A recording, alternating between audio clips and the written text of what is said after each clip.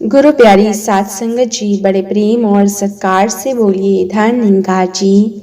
साध संगत जी, आज की साखी का विषय है अंधविश्वास से कैसे बचें। इसी पर आधारित आइए सुनते हैं ये प्यारी सी साखी। एक दिन प्रातः एक व्यापारी अपने घर से राजा को भेंट देने के लिए निकलता है। निकलते ही एक बिल्ली उस व्यापारी का मार्ग काट देती है।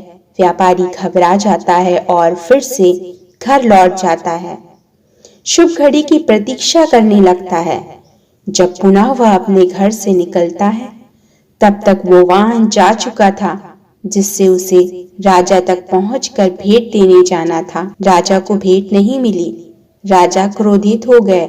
राजा ने उस व्यापारी का व्यापार बंद करवा दिया।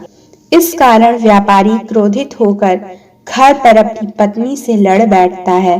पत्नी अपने बच्चों समेत मायके वापस चली जाती है और उस व्यापारी के जीवन में यदि कुछ रह जाता है तो बस अंधकार। और इन सब का कारण वो उस बिल्ली को ही मानता रहा जिसने उसका मार्ग काटा था। ऐसा ही एक दूसरा व्यापारी राजा को भेंट देने के लिए निकलता है और उस व्यापारी का मार्ग भी एक बिल्ली ने काट दिया। वो व्यापारी थोड़ा घबराया, लेकिन उसने आगे बढ़ना अधिक उचित समझा। राजा तक वो समय पर पहुंच पाया। उसने राजा को भेंट दी। राजा प्रसन्न हुए।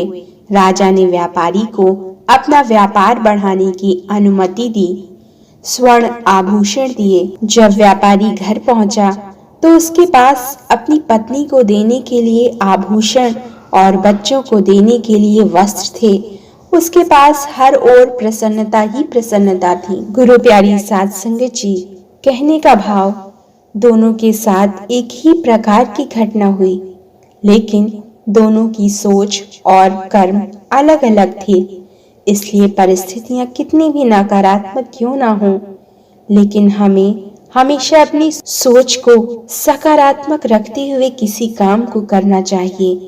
सकारात्मक सोच के साथ किए गए हर कर्म से जीवन में सदैव सफलता मिलती है और जीवन आनंदपूर्ण होता है। गुरु प्यारी साध संगत जी, बड़े प्रेम और सत्कार से बोलिए धन निरंकार जी।